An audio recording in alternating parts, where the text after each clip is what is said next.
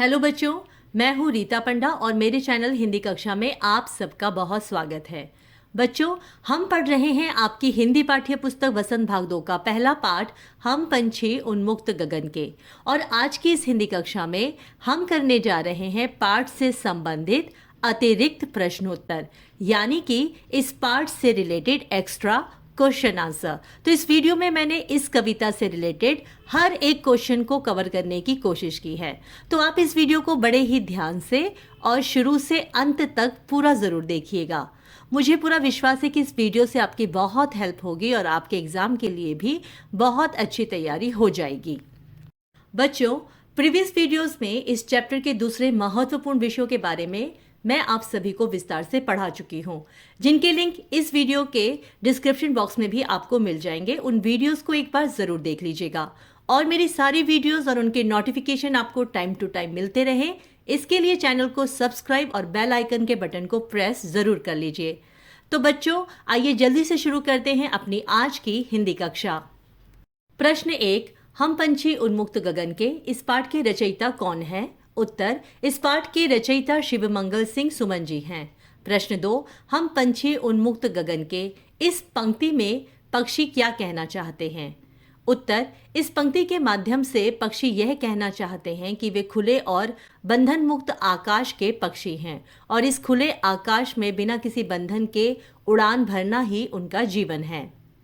प्रश्न 3, पक्षियों को कैसा जीवन जीना पसंद है? उत्तर, पक्षियों को स्वतंत्र रूप से जीना और उड़ना पसंद है। प्रश्न 4, पंछी अपना मधुर गीत कहाँ नहीं गा पाएंगे? उत्तर, पंछी पिंजरे में बंद होकर अपना मधुर गीत नहीं गा पाएंगे। प्रश्न, पिंजरबद्ध होकर पक्षी क्यों नहीं गा पाएंगे? उत्तर, पिंजरबद्ध होकर पक्षी खुश नहीं रह पाएंगे और ना ही खुशी से भरे गीत गा पाएंगे। प्रश्न, कनक तीलियों से क्या तात्पर्य है? उत्तर, कनक तीलियों का तात्पर्य है बंधन में रहकर मिलने वाली सुख सुविधाएं। प्रश्न, पुलकित पंख का क्या अभिप्राय है? उत्तर, पुलकित पंख का अभिप्राय है उड़ने की उमंग से भरे पंख, जो स्वतंत्र उड़ान भरने के लिए निरंतर फड़फड़ाते रहते हैं। प्रश्न, उन्मुक्त शब्द का क्या अर्थ है? उत्तर, उन्मुक्त शब्द का अर्थ है आज़ाद या स्वतंत्र। प्रश्न, कनक शब्द का क्या अर्थ है? उत्तर, कनक शब्द का अर्थ होता है सोना। प्रश्न, बहता जल से क्या तात्पर्य है? उत्तर, बहता जल का तात्पर्य है नदी और झरनों में बहने वाला ताज़ा पानी। प्रश्न, कटुक शब्द का क्या अर्थ है? उत्तर, कटुक शब्द का अर्थ है कड़वा। प्रश्न, निबोरी शब्द का क्या अर्थ है? उत्तर, नीम के पेड़ के फल को निबोरी कहते हैं। प्रश्न, पक्षियों को कैसा जल पीना पसंद है? उत्तर, पक्षियों को नदी और झरनों का बहता जल पीना पसंद है। अगला प्रश्न, पक्षियों को क्या खाना पसंद है? उत्तर, पक्षियों को कड़वी निबोरियां खाना पसंद है। प्रश्न, पक्षियों को कड़वी निबोरी क्यों पसंद है? उत्तर, पक्षियों को कड़वी निबोरी खाना पसंद है क्योंकि खुले वातावरण में मिलने वाली इन कड़वी निबोरियों में उनके मेहनत की मिठास और आज़ादी की खुशी घुली होती है, जिसके कारण कड़वी निबोरी खाकर भी उन्हें आनंद का अनुभव होता है। प्रश्न, पक्षियों को सोने की कटोरी में मिलने वाली मैदा क्यों पसंद नहीं है? उत्तर, पक्षियों को सोने की कटोरी में मिलने वाली मैदा पसंद नहीं है क्योंकि उन्हें केवल अपने स्वतंत्र जीवन से ही प्यार है, इसलिए बंधन में मिलने वाली हर वस्तु उनके लिए व्यर्थ और महत्वहीन है। अगला प्रश्न, पिंजरबद्ध पक्षी भूखे प्यासे मरने की बात क्यों कह रहे हैं? उत्तर, पक्षी भूखे प्यासे मरने की बात इसलिए कह रहे हैं क्योंकि बंधन में रहना उनका स्वभाव नहीं है। केवल सोने की कटोरी में भोजन खाने से उनके जीवन का अभिप्राय सफल नहीं होता, अतः गुलामी में मिलने वाले भोजन को खाने की अपेक्षा वे भूखे प्यासे ही मर जाएंगे। प्रश्न, पिंजरे में कैद होकर पक्षी क्या भूल गए हैं? उत्तर, पिंजरबद्ध होकर पक्षी अपनी गति और उड़ान को भूल गए हैं। प्रश्न, पंछी अपनी स्वाभाविक उड़ान क्यों भूल गए हैं? उत्तर, पंछी अपनी स्वाभाविक उड़ान भूल गए हैं क्योंकि पिंजरे में कैद होने के कारण अब वे खुले आकाश में स्वतंत्र भाव से उड़ नहीं पाते। अगला प्रश्न, पक्षी क्या सपना देख रहे हैं? उत्तर, पक्षी पेड़ की सबसे ऊंची डाल पर बैठकर झूला झूलने का सपना देख रहे हैं। प्रश्न, फुनगी शब्द का क्या अर्थ है? उत्तर, फुनगी शब्द का अर्थ होता है वृक्ष की टहनी का सबसे ऊपरी हिस्सा। प्रश्न, तरु शब्द का क्या अर्थ है? उत्तर, तरु शब्द का अर्थ होता है पेड़ या वृक्ष। बच्चों, आपसे तरु का पर्यायवाची शब्द भी पूछा जा सकता है, तो भी उसका उत्तर पेड़ या वृक्ष ही होगा। अगला प्रश्न, स्वर्ण श्रृंखला के बंधन में इस पंक्ति का भाव स्पष्ट कीजिए। उत्तर, स्वर्ण श्रृंखला के बंधन में इस पंक्ति का अर्थ है सुख सुविधाओं से युक्त पराधीनता, जैसे कि पक्षियों के लिए पिंजरे का पराधीन जीवन। पिंजरबद्ध पक्षियों को बिना किसी परिश्रम और कठिनाई के भोजन तो मिल जाता है, लेकिन उनका जीवन एक बंदी के समान ही होता है। अगला प्रश्न, पक्षियों के क्या अरमान है? उत्तर, पक्षियों का अरमान है कि वे उड़ते हुए नीले आकाश की सीमा तक पहुंचकर उसकी ऊंचाइयों को छू लेते।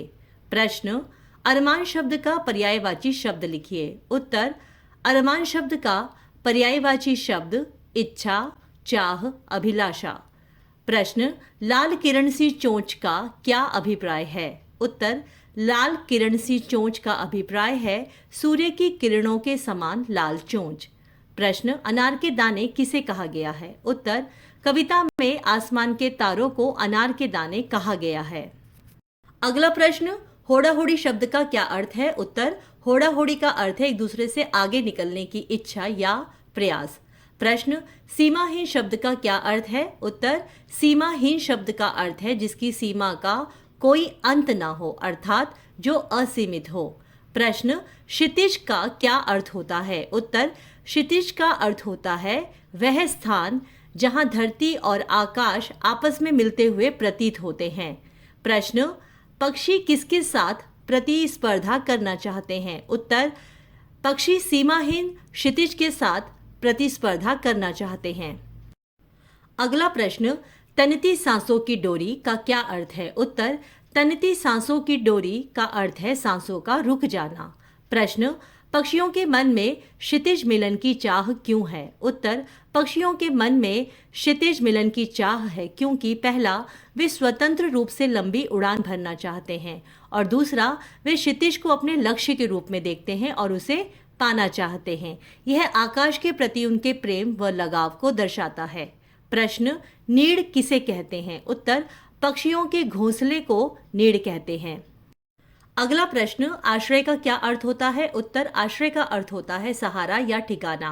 प्रश्न, छिन्न भिन्न का क्या अर्थ होता है? उत्तर, छिन्न भिन्न का अर्थ होता है नष्ट कर देना। प्रश्न, विघ्न शब्द का क्या अर्थ होता है? उत्तर, विघ्न शब्द का अर्थ होता है रुकावट या बाधा। प्रश्न, आकुल उड़ान से क्या तात्पर्य है? उत्तर, आकुल उड़ान से तात्पर्य है उन्मुक्त भाव से उड़ने की व्याकुलता या अधीरता। अगला प्रश्न, पक्षी मनुष्य से क्या अनुनय, निवेदन या प्रार्थना कर रहे हैं? उत्तर, पक्षी मनुष्य से यह अनुनय कर रहे हैं कि उनकी उड़ान में किसी प्रकार की बाधा न डाली जाए और उन्हें स्वतंत्र रूप से उड़ने दिया जाए।